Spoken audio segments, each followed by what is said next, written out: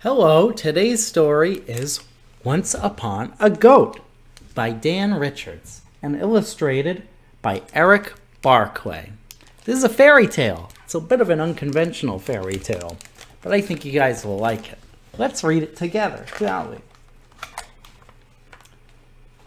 Once upon a time, in a faraway kingdom, a king and queen wished for a child.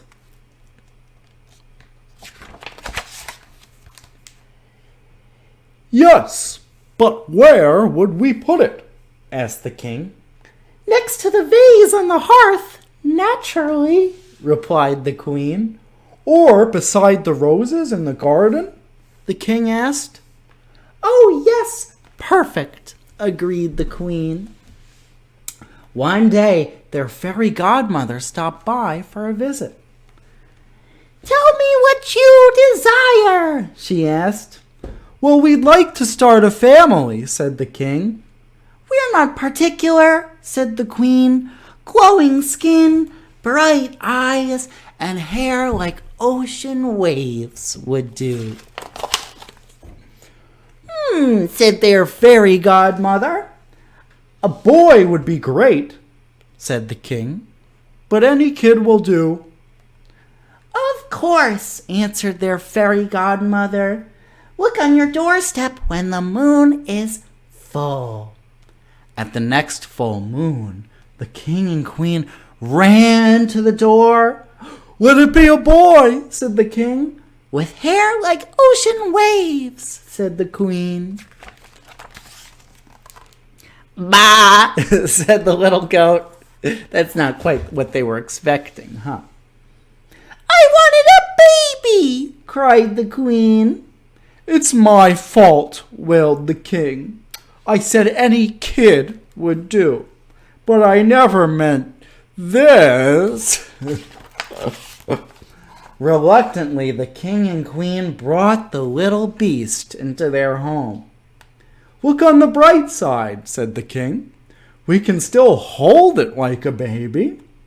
It has a goatee, replied the queen. Well, we won't need to change its diapers, said the queen. That's disgusting, P.U., replied the king. At least it loves the royal roses, said the king. Oh, but I think he ate one. That's it, it has to go, said the queen. So they pushed the little goat away, and the queen says, I guess we're better off now. A stand had to be taken, says the king, for the roses. Of course, says the queen.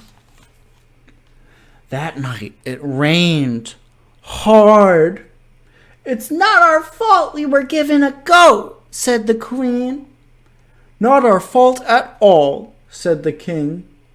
And yet I wonder if we were right to send the little fellow away on such a blustery night. Clearly he lacks the good sense to find shelter. I suppose he could come in, just for a bit, to dry off. He looks hungry, said the king. Maybe he could share a nibble or two from our meal. It's late. We can hardly send him away now, said the queen. He shall have to stay in our room for the night. So it looks like the goat gets nestled up, and the king says, it's only for the night. One night turned into weeks, and weeks turned into months. Before long, their fairy godmother returned for a visit. How is everything? She asked. Wonderful, replied the king and queen. Perfect. May I see the child? Said the fairy godmother. And they present the goat, and the king said, isn't he darling? A blessing, added the queen. You left it on the doorstep when the moon was full, just like you said. Uh-oh, said the fairy godmother. I'll be back. Oh dear. Looks like she found a baby. This is for the best, really. she tells the goats. My sincere apologies for the misunderstanding. I'll just return the goat, and that will be that. Wait, said the queen. Perhaps there is an alternative. Yes, I see your point, said the fairy godmother. Looks like they invited the goats over to the castle. Well, said the king, not exactly the family we wished for. No, replied the queen.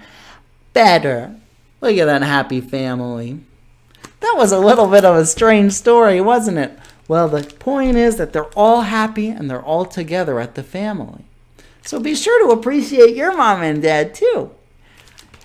I hope you enjoyed reading this story today and joining us for our fun activities. If you're interested in seeing more, go ahead to veronalibrary.org/children. Until next time, I'll be seeing you. Thanks for coming.